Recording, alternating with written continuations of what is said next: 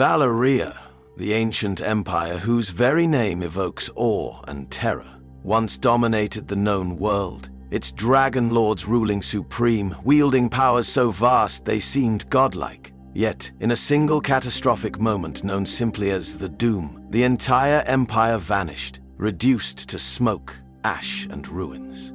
For centuries, scholars and mystics alike have sought the truth behind Valyria's sudden and enigmatic collapse. But what if the destruction was neither accident nor natural disaster? What if it was orchestrated by the deadliest assassins the world has ever known, the Faceless Men? To grasp the possibility that the Faceless Men were behind Valyria's demise, we must first revisit their origins. Born in the hellish mines beneath the 14 Flames, the slaves of Valyria suffered unspeakable torment. Amidst despair and darkness, the Faceless Men emerged, servants of a mysterious deity known as the Many-Faced God. It is said that the very first Faceless Man gave the gift of mercy to a suffering slave, offering death as liberation. From that moment, a secretive cult arose, growing in number and influence. Yet their true power lay not in force of arms, but in subtler, more sinister arts. The ability to change faces, identities, and destinies with a single, fatal touch. But how could a mere cult of assassins topple the greatest civilization the world had ever known? Valyria's might was unmatched, its dragons feared across continents. Yet therein lies the irony. Valyria was a titan, built upon the oppression and exploitation of countless lives. The empire was, in essence, a house built atop bones, vulnerable to a blade wielded in shadows. The Faceless Men, acutely aware of this vulnerability, saw their opportunity, not in direct conflict, but in precision and stealth.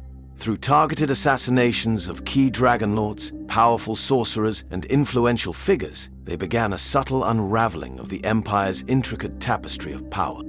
Historical records from Old Town to Ashai whisper of unexplained deaths among Valyria's elite in the years leading up to the Doom. Lords and archmages died mysteriously in their sleep. Healthy men and women succumbed to sudden illnesses, and dragons themselves became erratic and uncontrollable, their riders vanishing without a trace. These anomalies might have seemed isolated incidents at the time, but viewed through the lens of the Faceless Men's silent blades, a chilling pattern emerges. A carefully orchestrated campaign aimed at destabilizing the Empire from within.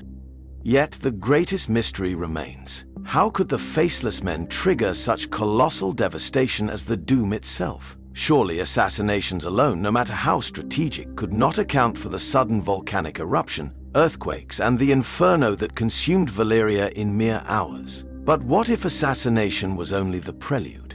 What if the Faceless Men manipulated something deeper, something hidden beneath the surface of Valyria's apparent invincibility? Could the Doom itself have been not merely disaster, but deliberate ritual? Legends whisper that beneath Valyria's splendor and majesty ran veins of dark sorcery, deep and powerful as the molten rivers beneath the earth itself. The Valyrian freehold's dominion rested not only on dragons, but on blood magic. Arcane rites capable of reshaping reality. Such magic, potent yet unstable, was meticulously guarded, controlled solely by the most powerful dragonlords. What if the Faceless Men, masters of infiltration, learned these forbidden secrets and used them against their oppressors? Could they have sabotaged Valyria's magical foundations, turning the Empire's greatest strength into its downfall? Consider that magic in George R.R. Martin's world has always been portrayed as perilous and unpredictable.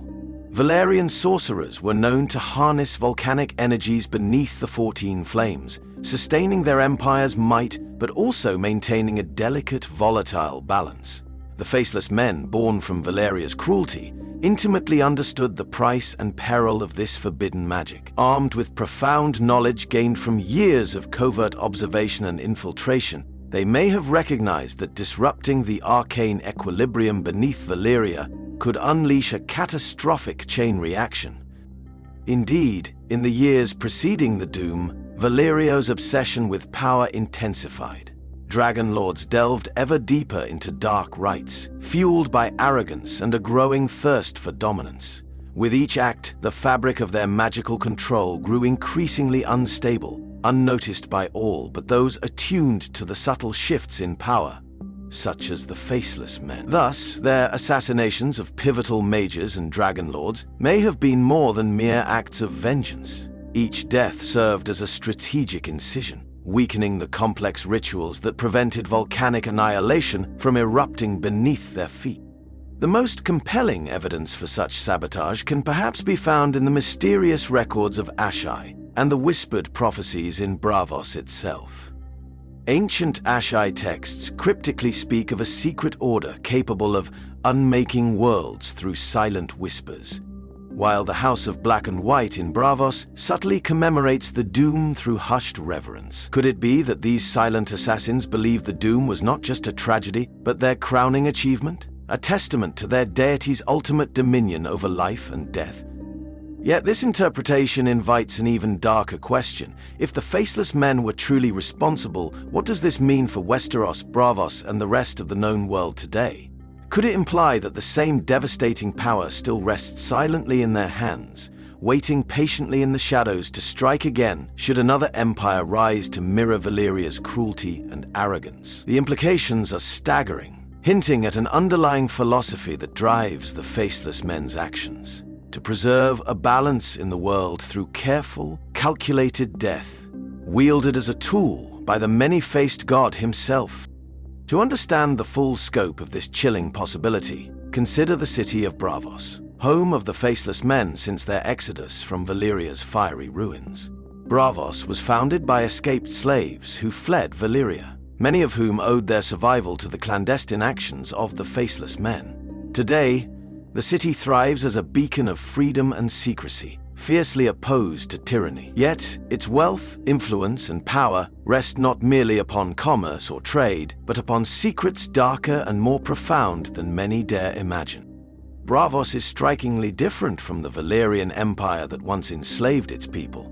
Its rulers shun the arrogance and oppressive dominion that characterized Valyria, choosing instead subtle influence, diplomatic manipulation, and an ironclad dedication to independence. Could it be that Braavos was deliberately shaped by the Faceless Men's covert philosophy? A silent doctrine dedicated to ensuring no empire ever rises again to oppress the world as Valyria once did? If so, the Doom was not merely revenge, but a strategic resetting of history itself, placing Braavos and the Faceless Men at its hidden center. Further supporting this idea, consider Arya Stark's journey into the depths of the House of Black and White. During her rigorous training, she is taught that the gift of death is impartial and inevitable, a balancing force beyond mortal understanding.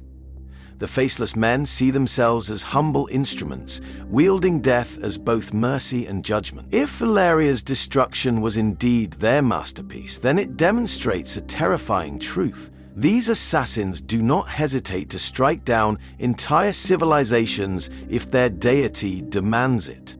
This interpretation also casts a new, unsettling light on the Iron Bank of Braavos. Known across Westeros and Essos for its ruthless influence, the Iron Bank has a habit of backing powerful figures only to withdraw support when they grow too ambitious or too uncontrollable. Could the bank itself be subtly guided by the unseen hand of the Faceless Men? Is financial ruin another tool, like assassination, used to quietly prevent new empires from rising? After all, as many lords and kings have painfully learned, the Iron Bank will have its due. Perhaps this isn't mere greed, but calculated enforcement of a world order meticulously orchestrated by the Faceless Men themselves. Yet, despite these disturbing implications, the Faceless Men's purpose is not inherently evil, at least not from their perspective. To them, Valyria's destruction may have been the ultimate act of mercy, freeing countless slaves, preventing further conquest and cruelty, and rebalancing a world dangerously skewed by Valyrian power. Thus, we are confronted by the unsettling complexity at the heart of George R.R. Martin's narrative universe, that morality is seldom absolute, and actions, even those as catastrophic as the Doom, can be justified by those who believe they serve a greater good. If the Faceless Men did orchestrate the Doom of Valyria, then history itself has been shaped not by kings nor dragons, but by whispers in the dark, by shadows that move unseen, changing the fate of nations with a single, silent death. It is a terrifying proposition that the mightiest civilization the world has ever known was not felled by war nor accident, but by a conspiracy born of vengeance, forged in suffering and cloaked in faith.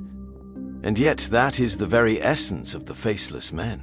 They are not assassins in the traditional sense, but silent arbiters of balance. They do not seek glory, wealth, or recognition. They do not rule from thrones or cast long shadows over battlefields. They leave no trace, no banners, no legacy, only death, impartial and inescapable. If they truly destroyed Valyria, it would be the most powerful statement ever made in their god's name, that no empire, no matter how mighty, is beyond the reach of the many-faced god. But perhaps the greatest question this theory leaves us with is not whether they did destroy Valyria, but whether they would do it again. Should Westeros follow in Valyria's footsteps, embracing conquest, blood magic, or tyranny? Will the same silent hand once more reach out from Braavos to reset the balance? The Faceless Men wait patiently in the shadows, faces changing with the tide, always watching. Their motives remain inscrutable, their actions inevitable. In the end, maybe the true horror isn't that they destroyed Valyria, but that we may never truly know. And maybe, just maybe, that's exactly how they want it.